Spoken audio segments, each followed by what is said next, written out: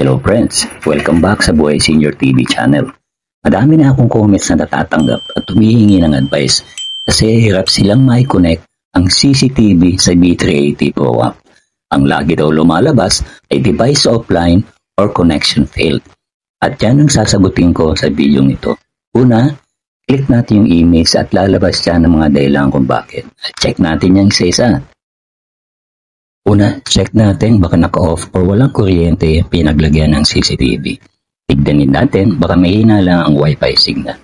Kung okay naman lahat, ay gawin na natin ang next step. At ito ay ang pag-reset ng camera. So heto, nakasetup na tayo sa mesa.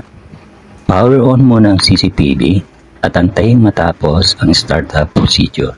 Hindi po kasi natin ito ma-reset kapag naka-power off ang CCTV. Camera is starting. Please wait. Connecting. Network connected. Okay, para ma-reset ang camera, i-press natin yung reset button ng 10 seconds at antayin lang ang voice prompt na reset completed. Camera is restarting. Camera is starting. Please wait. Bluetooth is ready. Please scan the QR code on the camera and Okay, once na na-reset na natin ang camera, ay tuloy na tayo sa next step. Kailangan natin i-delete ang camera na una nating na-install kasi laging offline. Then sa bandang kanan may makikita kang bilog na may tatlong dots sa gitna. Click natin to at select delete.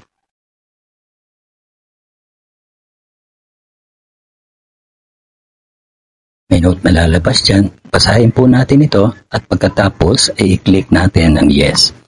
Then, click next. Dito naman, check lang ang note na nasa gitna, then click confirm. Ayan, at na-delete na natin ang camera sa B380 Pro app. Ang susunod na gagawin natin ay ang pag-add ng camera. I-click lang natin yung plus sign sa taas, then select add camera. May lalabas na prompt dito na allow B380 Pro to take pictures and record videos. Click natin lang while using the app. Lalabas na ngayon yung scanner ng B380 Pro app. Gagamitin natin ito para ma-scan ang QR code na nakalagay sa CCTV device.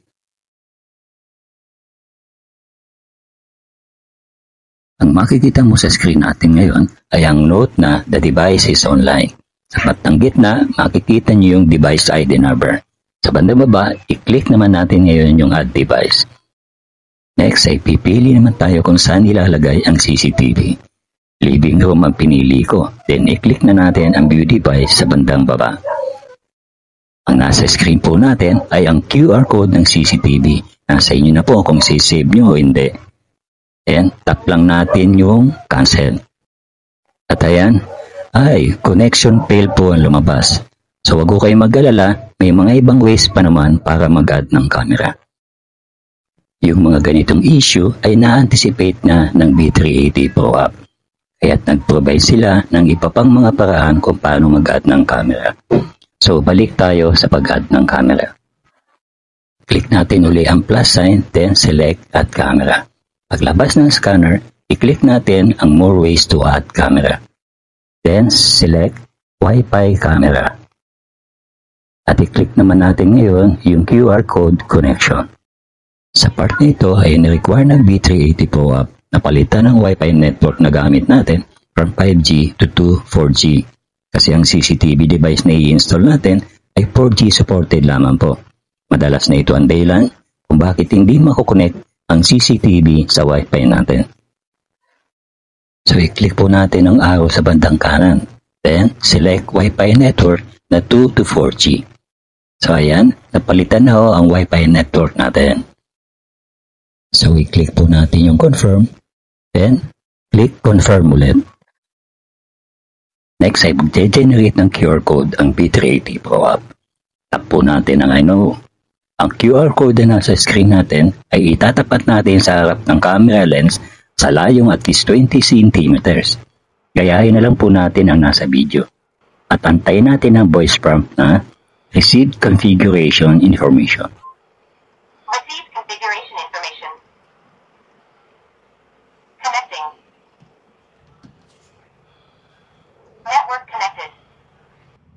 Pagkatapos ng voice prompt na network connected, i-click po natin ang I heard network connected.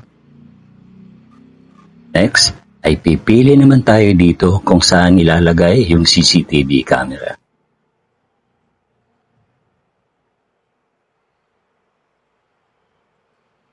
Pagkatapos ay i-click na natin yung view device. At ayan, successfully connected na ang CCTV camera sa ating B380 Pro app. At dahil connected na ang ating CCTV camera sa B380 Pro app, pwede na natin siyang i-install sa lugar kung saan siya dapat nakalagay. Yung sa akin ay dito sa sala or sa living room. Okay, i-switch on na natin siya. Camera is starting. Please wait. Connecting. Network connected. Doon naman po sa mga nagtatanong kung isi-switch off daw ba nila ang CCTV ay kailangan daw ba mag-add camera uli? Ang sagot po ay hindi na kailangan. Kasi once na connected na ang CCTV camera sa B380 Pro app at switch out mo, then pag open mo uli ay automatic na siyang kukonect sa B380 Pro app.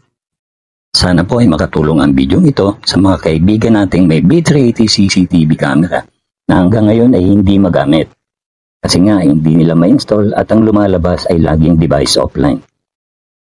Yung iba naman ay laging connection failed at tulad nga ng sinabi ko kanina, check po muna nating mabuti kung 5G supported ba ang ating CCTV device or 4G supported lamang.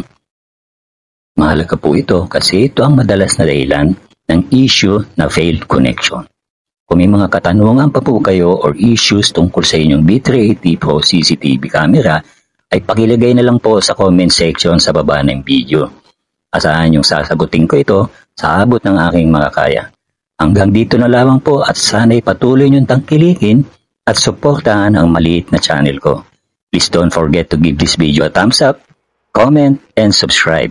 At pakiclick na din po ang notification bell para updated kayo sa mga susunod ko pang mga videos. At sa mga bago lang sa aking maliit na channel, ako nga pala si Jimmy at ito ang Buhay Senior TV. Bye for now and thank you so much for watching.